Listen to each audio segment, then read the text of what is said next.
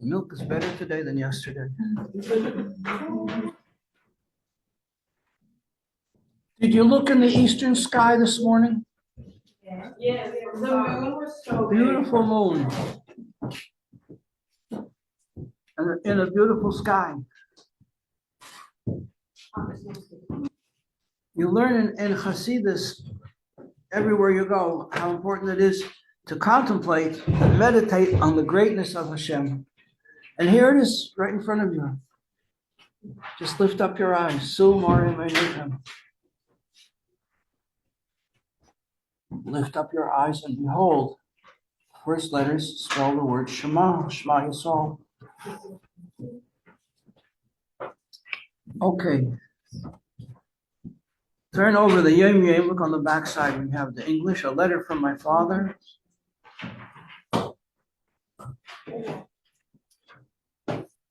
Tehillim. Chapter 20 of Tehillim.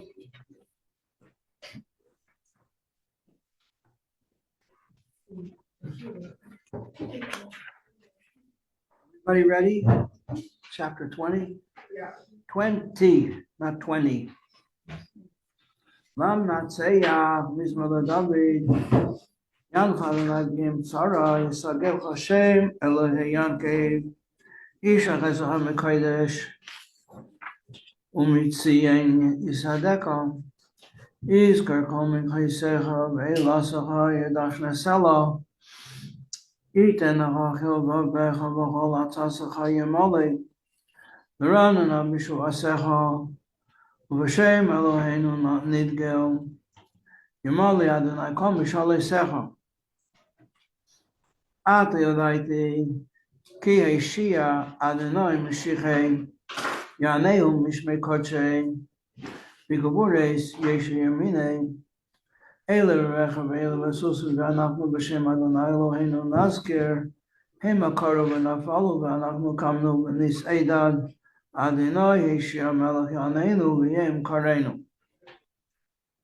Hashem, deliver us, may the King answer us on the day we call.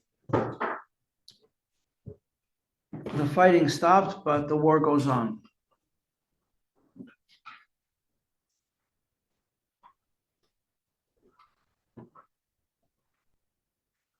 The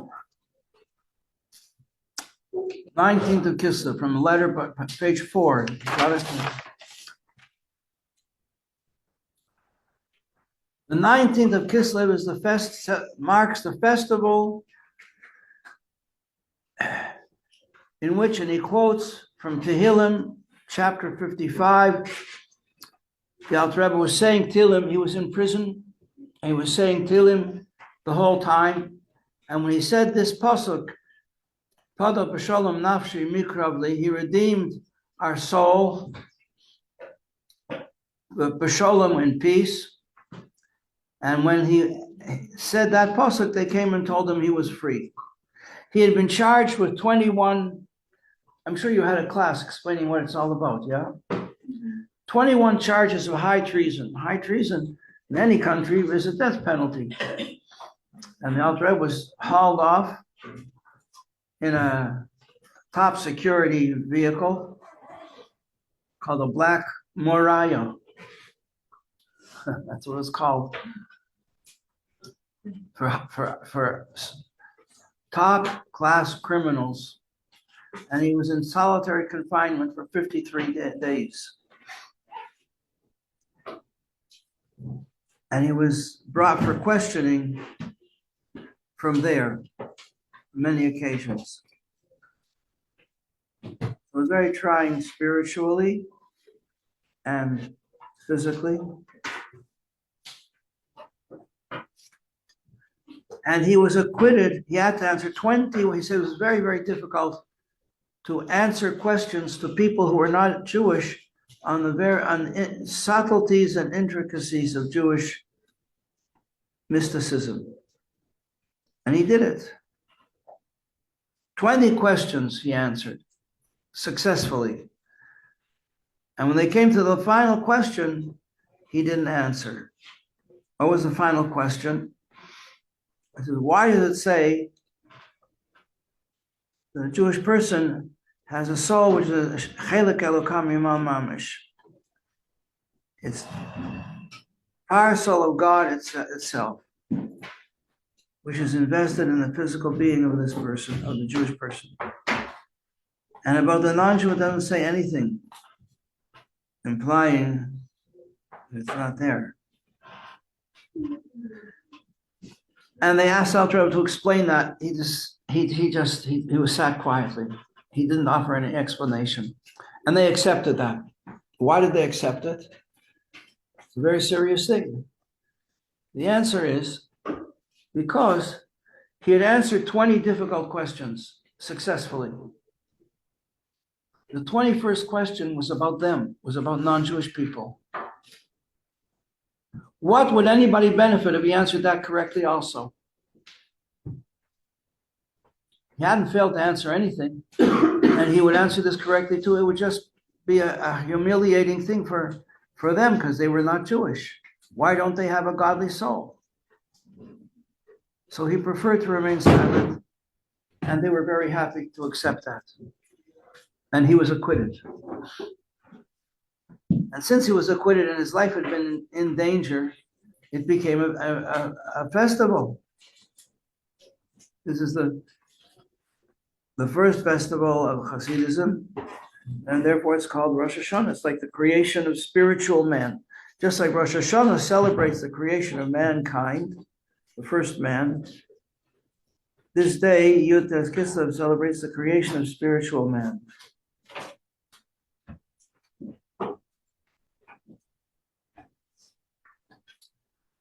Okay, so he redeemed our soul in peace, and our soul's illumination and vitality were given to us. What's illumination? Is light. And vitality is chai, is energy.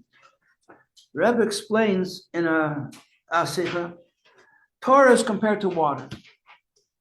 Water comes from a high place. The nature of water is it's cold and wet, and it comes from a high place to a low place. If there's any place lower, then it will seek out that lower place. Famous story of Rabbi Akiva. He had no education. He was a shepherd. He was very talented. He was a very faithful servant to his employer. He had no respect for the sages because it was a class division between those who learned Torah and those who did not or could not.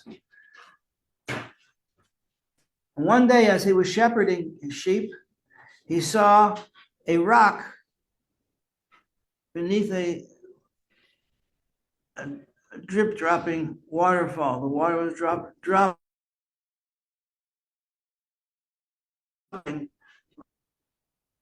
through this rock. The water was dripping through the rock and made a hole in the rock. And this struck him as extremely unusual. And he said to himself, if water persistently dripping on a rock can make a hole, Torah can enter my head. And he decided to start learning Torah. And his wife blessed him. She was very happy that he started to learn Torah. He went away. He came back after 12 years. 12 years he went away and he studied Torah. And he came home. And as he approached the house, there was some lady who was speaking to his wife. And she was screaming at her. What kind of husband you got? Anyway, he goes away and leaves you for 12 years.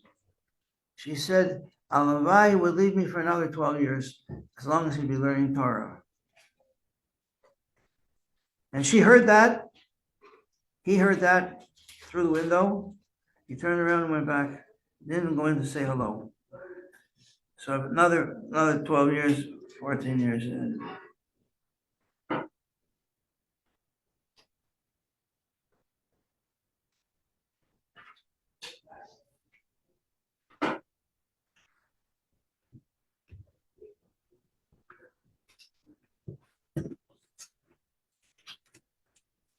So water goes from a high place to a low place. and water is life-giving substance. Wine has an advantage over Torah because wine gladdens the heart. Water lets you survive. Wine makes a person happy.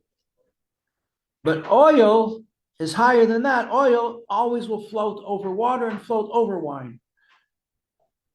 The teachings of the Baal Shem Tov are compared to oil. The difference between oil and wine is that wine makes you happy. Oil creates light, generates light. Oil alone does not make light, but if you have a wick and a container, you have a candle, then that generates light, and the light pushes away the darkness. A little light pushes away a lot of darkness. So this is what the Alter Rebbe is writing here. Not the Rebbe, this is from the Rebbe Rashab, I believe. Our soul's illumination, Hasidus blesses us with light and chayas, with energy. So therefore this day is called the Rosh Hashanah for Hasidus. It is something that is bequeathed to us, treasure from our parents by our sacred forebears, identical with the teachings of the Baal Shem Tov. So the Hasidus that we have is, in other words, directly from the Baal Shem Tov. We say on Rosh Hashanah the following verse. This day, today, Rosh Hashanah, is the beginning of your works, Hashem. Is the beginning of the creation. So similarly, in Hasidus, this day is the fulfillment of the true intention behind the creation of man on earth. Why is a person created on earth? It's to call forth the revelation of the light of Torah. And we know that there's a revealed aspect of Torah, the laws of the Torah, the teachings of the Torah, but most of all, the deepest level of Torah is the light that's within the Torah.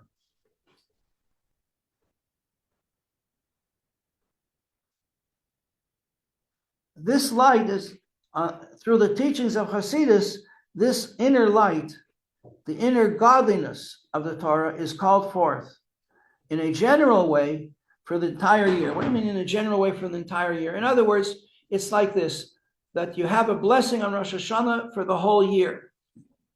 But you have to draw on that every day, anew.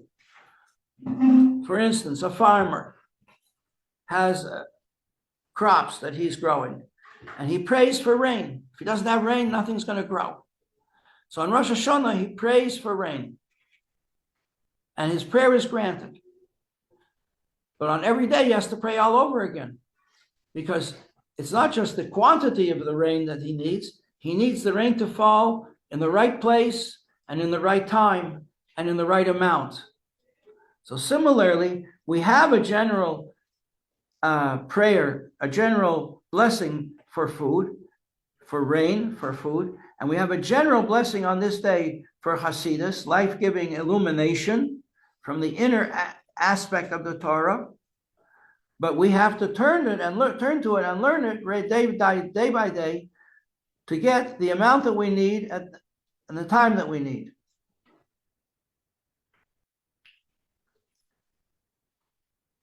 And it is our duty, he says, on this day to be responsive, to not just say, oh, well, it's another day, I could have gone to Bloomingdale's, but I'll go to class instead. No, this is a day to awaken in our hearts an innermost desire to cling to Hashem. And it should permeate the very core of our heart. And it should be our prayer that Hashem should illuminate our souls with the light of his inner Torah, with the light of his inner Torah. What is the inner Torah? That's the godliness that's within the Torah. Remember the very first day, those of you who were here, what was the first thing we said? Everything has a body and a soul. This is the day that we connect, we rejuvenate the soul within ourselves. A Jewish person connects to God by doing his mitzvahs. He connects to God by learning his Torah. And he does all of these in a deeply meaningful way if he's doing it together with the teachings of Hasidus. Because Hasidus is like, it's compared to oil. It gives light and vitality. So a person's learning shines. That's the goal. You take a look at someone like Rabbi Majeski, his learning shines with such a welcoming, special person, because in Hasidus, he goes on. From the depths I call unto you, Hashem. This was a psalm of King David. From the depths of what? From the depths of this physical world, where godliness is hidden. Of Jonah, who got swallowed up by a big fish. And somehow he was surviving inside that fish. But he was down in the depths of the ocean, in the bowels of the fish. And he cries out to Hashem to save him. So too, we in this physical world cry out to Hashem to save him. And how is that we want to elicit the depth and inwardness of Hashem's Torah and the inwardness and essence of his mitzvahs, which are infinite. And with this light of the inner light of the Torah, the idea is it should illuminate the inner essence of our soul, so that all our being, meaning our total existence, our essence, and its hispashtos. Okay, another idea. You have the sun. The sun can't come into this room. Oh, but it's a sunny day. But we can't bring the sun in this room. It's too intense, too hot. But we can bring the sunlight. What is the light? It's called the radiance of the sun, the light from the sun. So we have the sun and the light from the sun. We have, that corresponds to the idea of internal panemius. It's like the sun itself. And then there's the shine from the light, which is like the chitzonius, an external light, So similarly, in Hasidus, we have the essence, the essential light of godliness in Hasidus, and we have its shine. These are the words he's using here. The inwardness and essence is like the sun itself of the infinite, to illuminate the inwardness of our soul, and the extensions of this essence.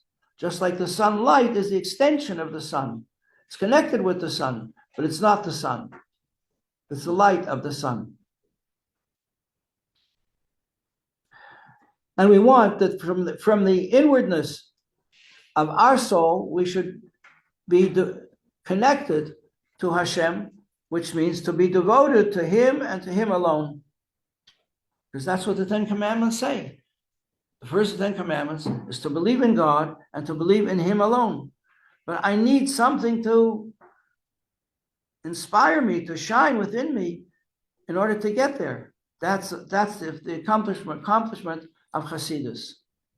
So we never discussed this in class. It's like there are three rings intertwined one with the other. And each one has a revealed part, which is like its body, the body of the thing. Remember the first day, everything has a body and a soul. And then we have the hidden part, which is the soul, the inner life within each thing. So the revealed part of the soul of the person, his body, doing mitzvahs, learning Torah, connects with the hidden part of his soul. The hidden part of the person's soul connects with the revealed part of the Torah that motivates him to do Torah and learn Torah and do mitzvahs. And that connects him so that the hidden part of the soul, through doing mitzvahs gets connected with the hidden part of the Torah, which is the godliness that's in the Torah.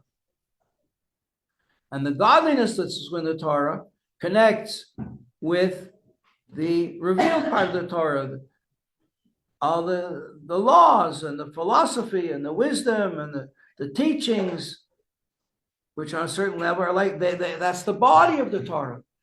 But inside the body is the soul, is the infinite soul of Hashem, so that the soul of a person connects with the soul of the Torah, which connects with the soul, the essence, essential soul of God.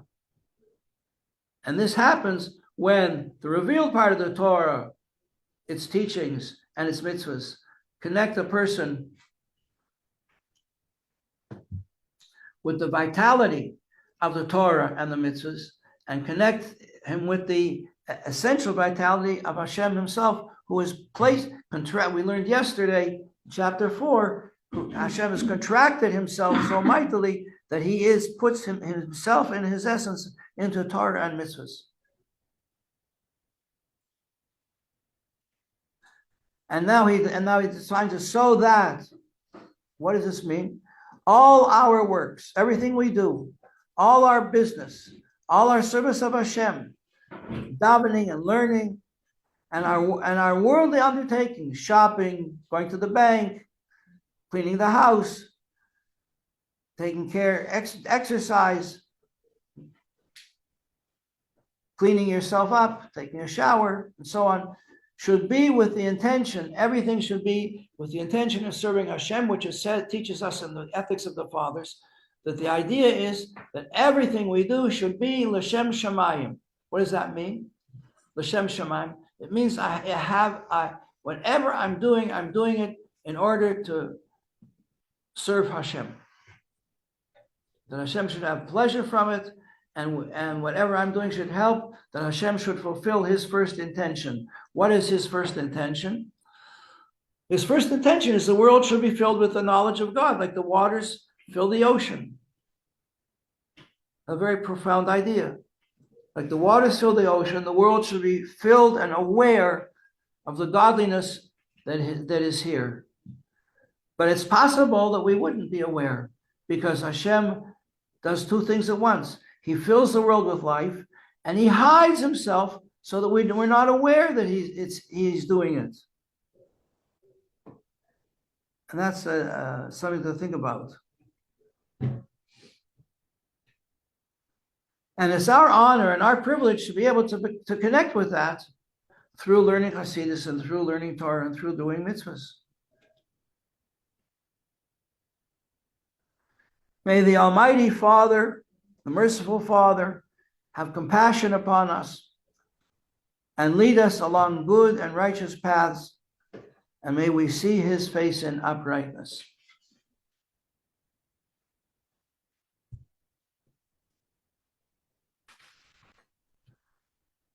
One story about Yutas Kislev. When the Alter Rebbe was in prison during those 53 days, at one time, the Minister of Education, who was very knowledgeable in Torah, came to see him. And he tested him.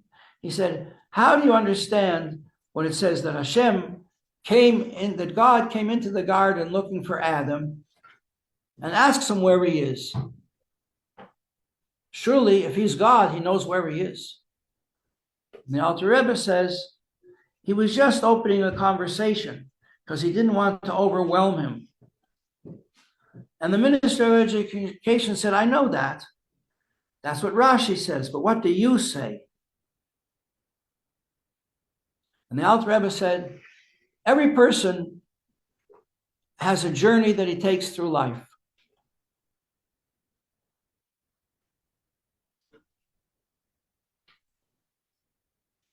And from time to time, he has an awakening. Like a person could be like 47 years old, which was the exact age of the minister. And Hashem calls out to him and says, where are you? Because he wants to do a check on his heart and his mind and how is he doing in the purpose of his journey through life. That's what it means in the Torah when Hashem says to Adam, where are you? Because Hashem is saying this to a person all the time, every day. Where are you? The minister heard that. He's bravo, he said. It was a revelation to him. He'd never thought of it that way. It was like somebody turned on a light. It was like he was in a dark room and someone turned on the light. Rabbi Hanoka, you have a class with him? One class a week? 2 classes a week? One. His father was an early Baal Tshuva, one of the first. He started the whole Pagisha program. The Rebbe told him to do it. You're in university. He was brilliant. He has hundreds of inventions that he invented. One time he was walking on Eastern Parkway and he was going towards the west, towards Brooklyn Avenue, and the Rebbe happened to be coming to 770. And the Rebbe saw him, and the Rebbe said in a very colloquial American phrase, "How's it going?" So what did he answer? Baruch Hashem. He told me the story. His son told me the story. I said, you understand what the Rebbe was asking him? How's it going? That's what Hashem asked Adam HaRishon in the Garden of Eden. Ayeka, where are you holding? And this is where the question that we ask of ourselves on Rosh Hashanah, and it's the question that we have to ask of ourselves every day, every hour. Hashem is asking us, Ayeka, where are you holding? Where are you up to? One more thing we have to discuss, very, very briefly, is this letter from Peterburg, where the Alter Rebbe writes, upon his release from prison, that he demands from the Hasidim that they shouldn't be arrogant or proud that they won, and the opponents who had framed the Alter Rebbe and made up all these false charges of treason against him, and they hoped that he would be executed, and he wasn't. On the contrary, he was honored for his tremendous contribution to the welfare of Russia.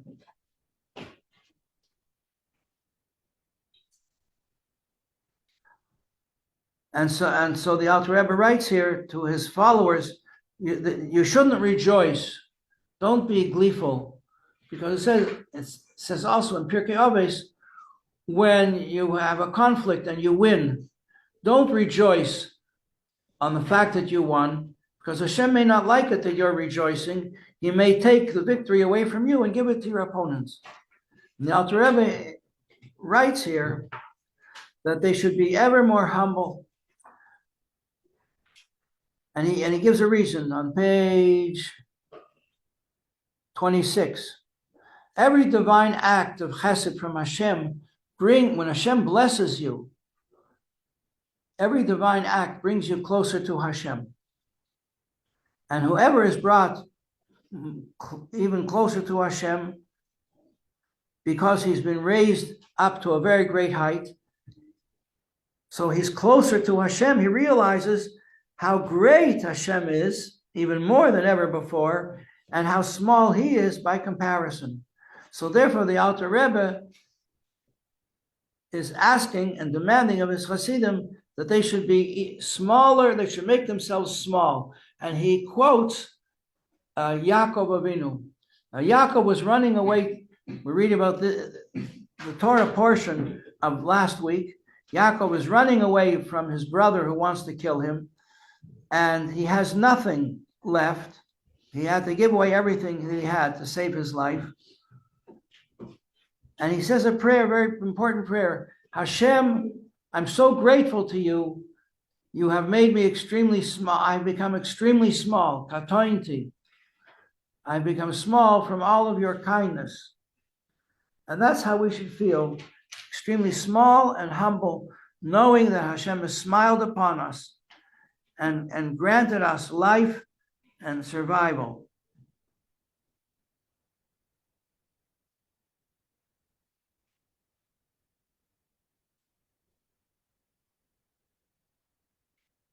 Okay, thank you.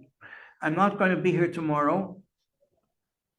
So either Rabbi Dubov is going to continue learning with you about Yud-Tes Kislev because it's a 2-day holiday, or he'll turn to Tanya, start chapter 5.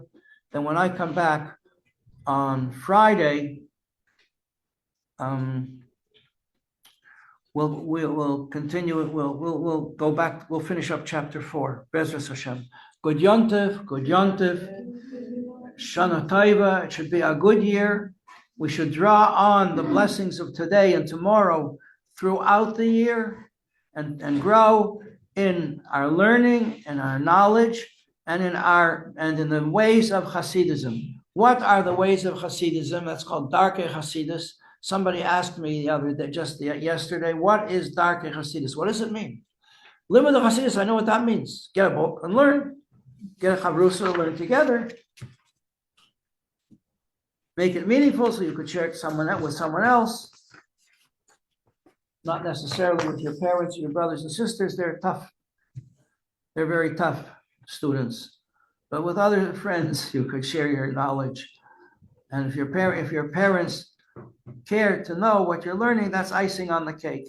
That's a plus. The main thing is just have a wonderful, loving relationship with your parents and your brothers and sisters. And in the long run, that will do much more than all the ideas that you want to share. You might want to share with them. Just they know that you're there for them, you love them, and you care about them. That's the ikar. That's the main thing. Darkei Hasidus. What is Darkei? Is the ways of Hasidus. A derech. It's a way to get somewhere.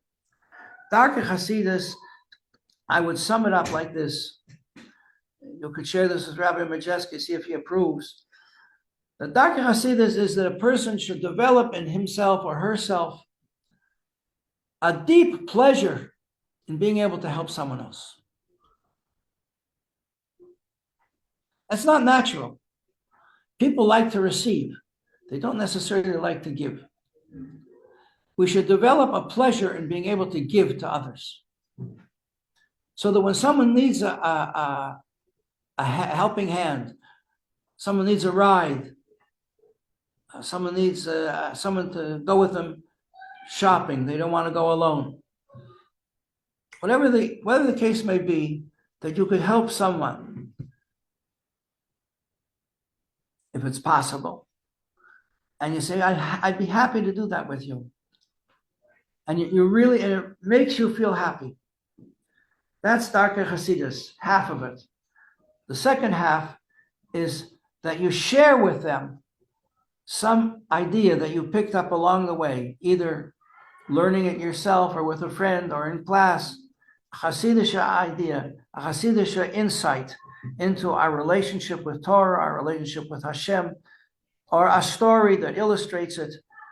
Those two things, that you enjoy helping another person. You're there. What are you doing here in this world? You're there to be able to help someone else.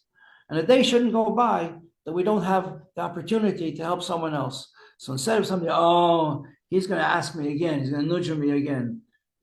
You have the feeling, here's my chance today to do a good deed to help somebody else. Sounds pretty simple, doesn't it? But it's a very lofty characteristic that takes a lot of work, learning and application. Thank you very much, girls. You're a great class. I hope I didn't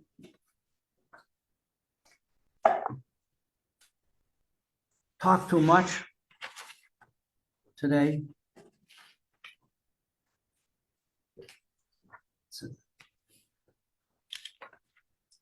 And I hope that we're successful to get some of these ideas through.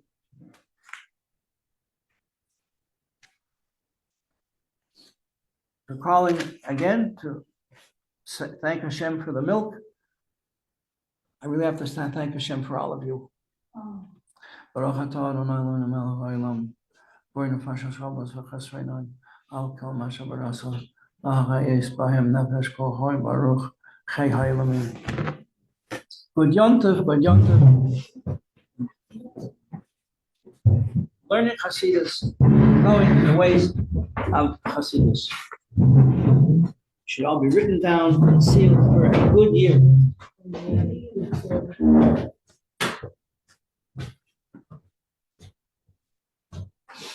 Did you for brain last night? And you're still here.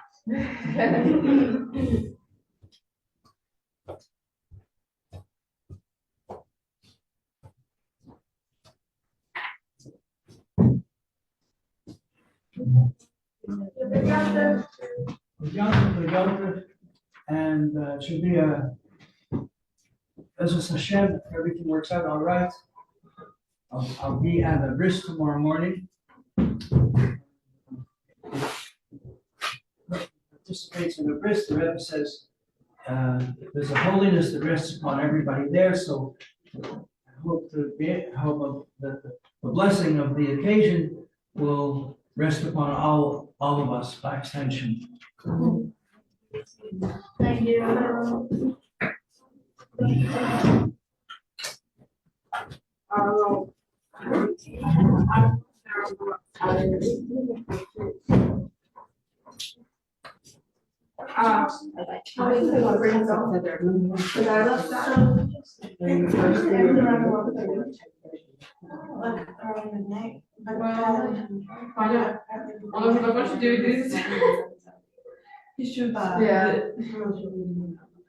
Yeah.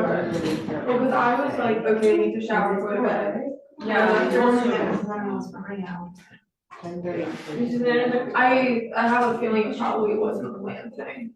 No, yeah. Also, isn't that the same person Miss Nanny has? What? The person? No. Can I have this? Wait, before. Hers is massive and has 3 colors: black, green, and or it was just like all the colors similar. It is also black. Yeah. No, anybody have not seen now I'm saying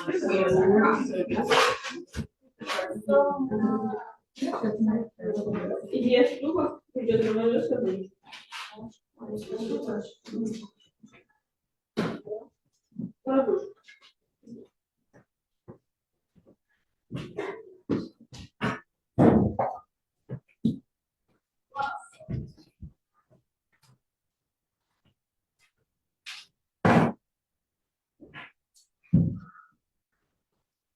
Does anyone know if we're all squishing into level 1? No, I can tell them.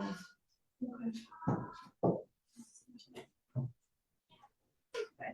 Also, it's not set up down there for the class.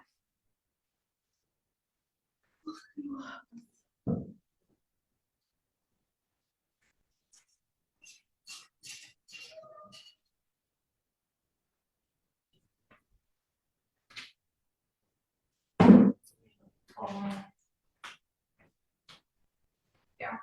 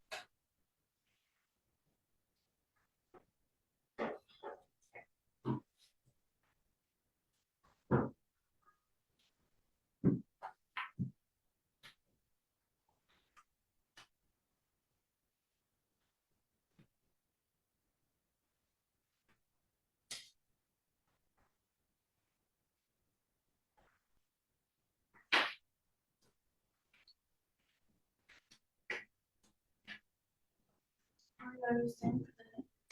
No, unfortunately, I still have to go to work.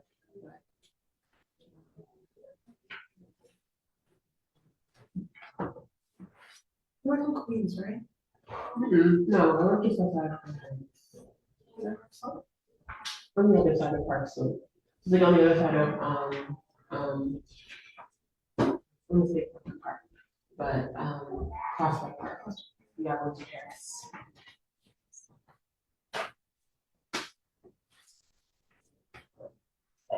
For some reason, every other person I meet works at the Queens Bar. And it's supposed to not, because she thinks everyone just works there. No, I know. Work there. Oh, no, I And then they all don't know each other. That's the saddest part. That's so interesting. I'm like, oh, so you work with this? What is that? Can you work there if you don't, I mean, I guess you can, people work if you don't be questions, I feel like we should be questions. Most of them ask the question at all. Oh, really?